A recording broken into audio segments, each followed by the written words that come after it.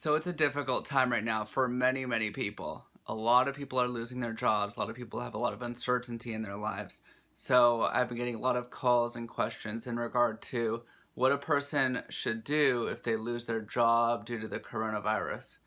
So in and of itself, classic example is a person that's working at a company for many, many years, and now this economic downturn comes, and so HR or the CEO tells this person that they're no longer able to work at this company due to this economic downturn due to the coronavirus.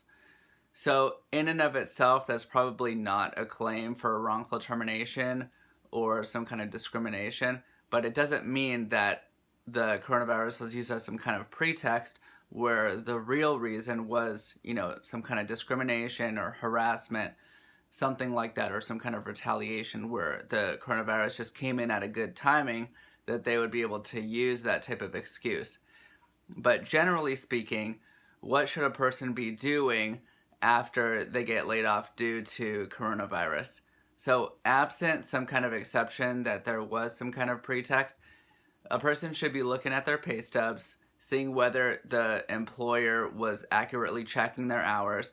A person's entitled to overtime, generally speaking, if they're working over 8 hours a day or over 40 hours a week. There's many, many technical ways of calculating this and calculating what kind of overtime a person is owed, whether they got their proper meal breaks and rest breaks, and several other potential violations. For example, if a person's laid off, then they need to be paid on the day that their position is terminated. They need to be paid everything that they're owed, absolutely, on that day. Otherwise, there could be waiting time penalties. If they're issued inaccurate wage statements, for example, if it doesn't accurately portray the number of hours that a person has been working, then that could be another violation as well. So, another question is, what if these employers who obviously have an economic downturn, what if the company needs to shut down? What if they're not able to pay? What if they're claiming that they just don't have the funds to pay people their wages?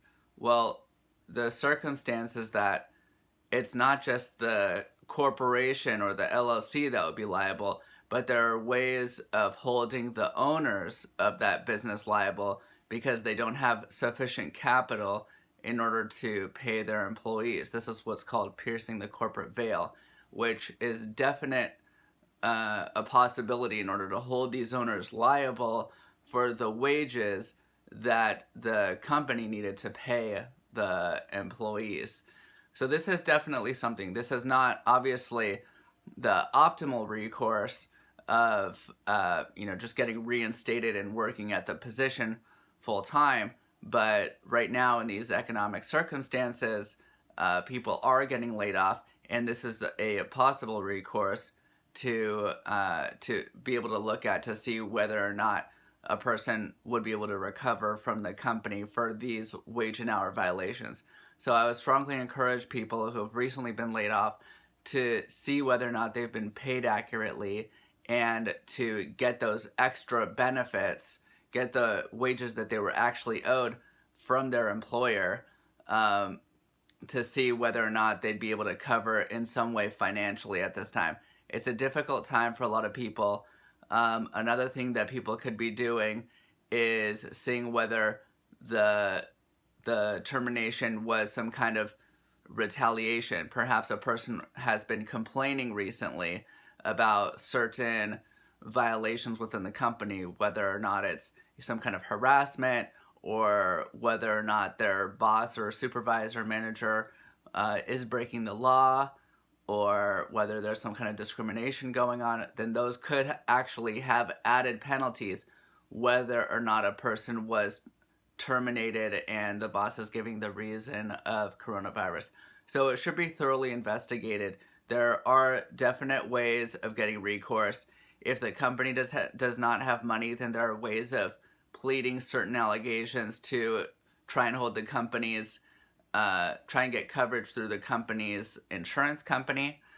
There are insurances for this kind of thing, for certain violations.